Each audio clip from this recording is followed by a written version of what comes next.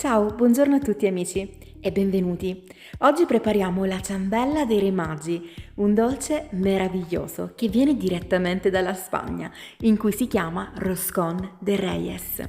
È una nuvoletta di bontà, super soffice e meravigliosa. Siete curiosi di conoscere la ricetta?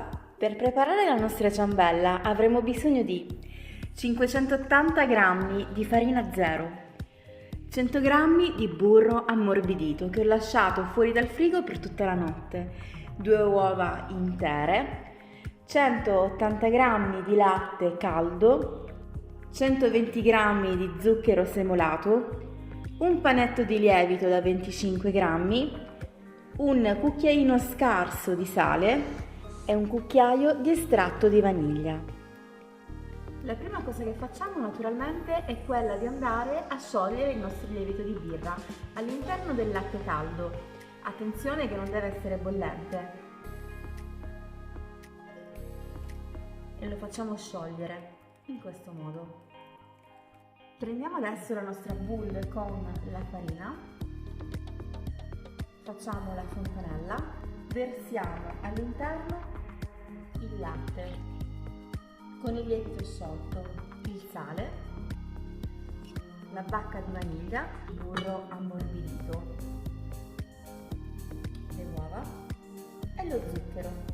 Insomma, abbiamo aggiunto praticamente tutti gli ingredienti. A questo punto io vado ad impastare a mano, così per favorire gli amici che non hanno una planetaria a casa. Però se voi l'avete potete fare la stessa identica preparazione sia utilizzando una planetaria che un robot da cucina qualsiasi.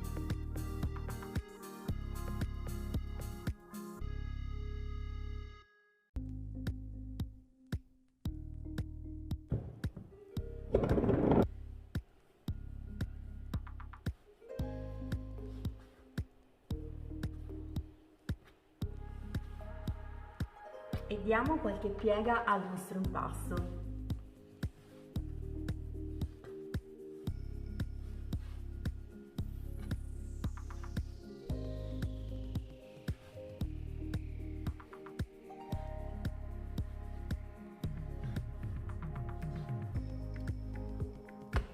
Continuiamo sempre piegando l'impasto verso l'interno, in questo modo. Vedete com'è semplice? L'impasto risulta sempre un po' morbido e un po' appiccicoso, ma è normale perché andremo a fare una pasta brioche che dovrà essere morbida. L'ultima piega e dopo andremo a far puntare, cioè a rilassare il nostro impasto per 10 minuti. Bene. Direi che è il momento di farlo riposare 10 minuti. Copriamo con un panno e lo riprendiamo tra 10 minuti. Sono trascorsi 10 minuti, andiamo a lavorare un'altra volta il nostro impasto per pochissimi minuti, facendo sempre delle pieghe verso l'interno, in questo modo. Come vedete l'impasto è molto morbido, però non appiccica particolarmente.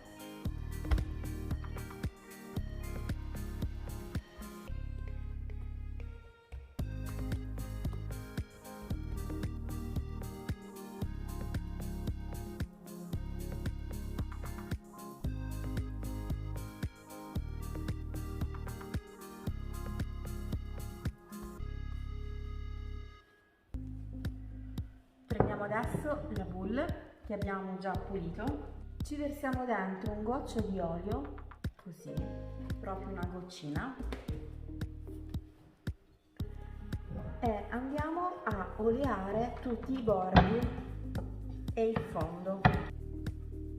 Mettiamo all'interno la nostra pasta e la lasciamo lievitare per un'ora coperta con un canovaccio in un luogo riparato da correnti, come per esempio il forno spento con la lucetta accesa.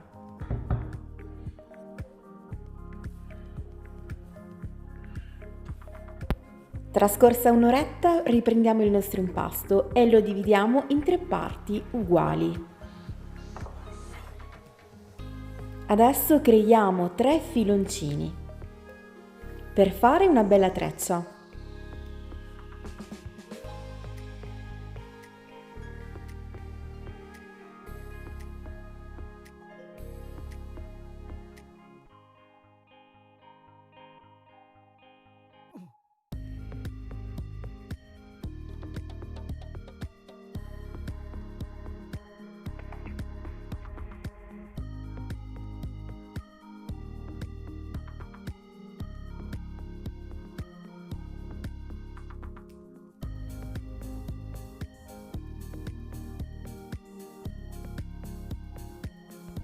Riponiamo in una teglia coperta da carta forno e prendiamo per esempio una ciotolina, la ungiamo con dell'olio vegetale, la inseriamo nel centro in modo che mantenga questa forma.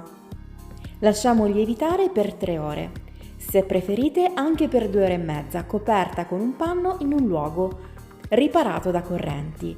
Dopo 3 ore la nostra treccia si presenta raddoppiata di volume. Con molta delicatezza togliamo quindi la ciotolina che avevamo messo nel centro, battiamo un uovo e la spennelliamo. In questo modo diventerà bella lucida e avrà un aspetto super goloso. Non ci resta altro che decorarla. A vostra scelta. Io utilizzo le ciliegine candite e del cedro. Adesso prendiamo circa 3 cucchiai di zucchero e un goccino d'acqua. Creiamo questa glassa che andremo a mettere a mucchietti tutto intorno alla nostra ciambella. E voilà, pronta per andare in forno a 180 gradi per circa 20-25 minuti, in base al vostro forno.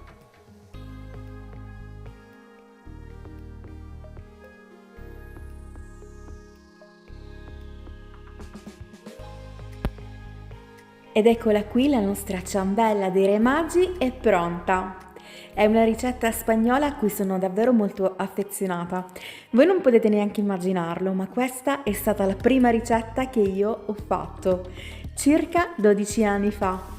Però non avevo avuto il coraggio di metterla online, quindi lo faccio adesso a distanza di 12 anni.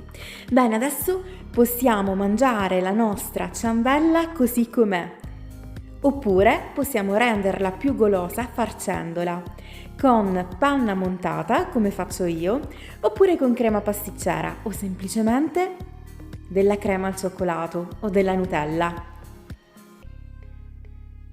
Guardate com'è carina, mette davvero subito festa, è vero? Ma non è finita qui, restate perché adesso voglio farvi vedere il taglio e soprattutto quanto è soffice questa ciambella. Guardate, solo a vederla sembra una nuvoletta di bontà. È super soffice. Bene, spero che questa ricetta vi sia piaciuta. Se è così, amici, non dimenticate di lasciare un like a questo video e di condividerlo con i vostri amici. Per me è davvero molto importante e se non siete iscritti, iscrivetevi. Per me è soltanto un grandissimo piacere. Bacioni, alla prossima! Ciao!